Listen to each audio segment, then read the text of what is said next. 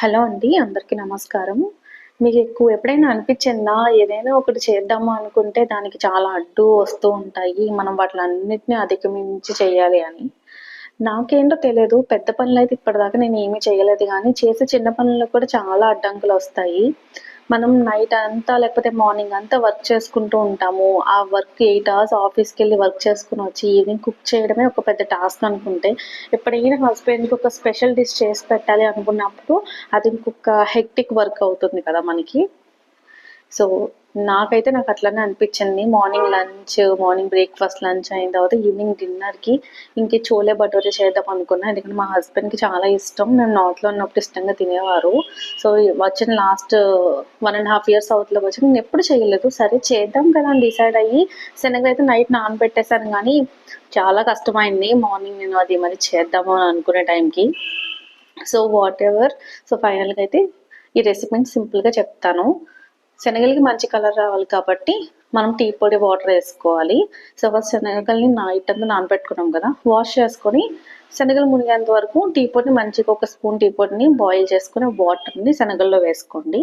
అప్పుడే ఒక బంగాళదుంప వేసుకోండి. బంగాళదుంప వద్దనుకున్న వాళ్ళు మానేసుకోవచ్చు. అందులో కొంచెం పసుపు, ఉప్పు వేసి ఒక 4 విజిల్లు పెట్టి తీసేయండి. తీసేసిన తర్వాత శనగల్ని మంచిగా వాష్ చేసుకోండి. ఎక్స్‌ట్రా టీ పౌడర్ ఏమైనా ఉంటే పోతుంది. ఈలోపు ఒక 4 ఉల్లిపాయలు, 2 టమాటాలు, 2 మిర్చి, కొంచెం అల్లం వెల్లుల్లి పేస్ట్, పసుపు, ఉప్పు వేసి బరగ్గా మిక్సీ పట్టుకోండి. మిక్సీ పట్టుకున్న దాన్ని ఇప్పుడు ఇంకొక కుక్కర్ పెట్టుకొని లైట్‌గా ఆయిల్ వేయండి. వేసుకొని మనం చేసిన ఉల్లిపాయ పేస్ట్ అంతా అందులో వేసుకొని మంచిగా ఫ్రై చేసుకోండి. దగ్గరికొచ్చిన తర్వాత ముందుగానే మనం శనగలు నీట్‌గా వాష్ చేసి పెట్టుకున్నాం కదా! ఉడకపెట్టినయి. అవి ఇందులో ఏసేసుకోండి. కొంచెం కారము అన్నీ వేసి మంచిగా కలిపేసుకొని కొంచెం ఒక గ్లాస్ వాటర్ వేసుకొని విజిల్ పెట్టేయండి. విజిల్ పెట్టిన తర్వాత మీ దగ్గర చికెన్ మసాలా ఏమైనా వేసుకోండి. నేనైతే నా సీక్రెట్ మసాలా అయితే వేశాను. ఫ్యూచర్ వీడియోస్‌లో ఆ మసాలా పౌడర్ కూడా ఎలా చేయాలో చూపిస్తాను. వెజ్‌కైనా, నాన్ వెజ్‌కైనా కూడా మసాలా అయితే చాలా బావుంటుంది. లాస్ట్‌లో చోలే భటూరే పెట్టుకొని లైట్‌గా శనగల కర్రీ వేసుకొని, ఉల్లిపాయలు, అలాగే నిమ్మకాయ పెట్టుకొని తింటే సూపర్‌గా ఉంటుంది. మీరు ఎంతమందికి చోలే భటూరే అంటే ఇష్టం? అసలు మీరు ఎప్పుడైనా మీ హస్బెండ్స్‌కి చేసి పెట్టారా? మీ ఇంట్లో చేశారా? చేసుంటే ఖచ్చితంగా కామెంట్ చేయండి. అండ్ నేను చేసిన రెసిపీలో ఏమైనా చేంజెస్ చేయాలి అని అనుకుంటే చెప్పండి. ఖచ్చితంగా చేసేద్దాం. లెమన్ నేను ఇక్కడ పిండేసాను అండ్ ప్లేట్‌లో కూడా పెట్టిచ్చాను. ప్లేట్‌లో పెట్టిచ్చాను గానీ ఏసుకోలేదు. ఎందుకంటే పులుపు ఆల్రెడీ కరెక్ట్‌గా బ్యాలెన్స్‌గా సరిపోయిందనమాట కర్రీలో. ఇంకా అవసరం రాలేదు.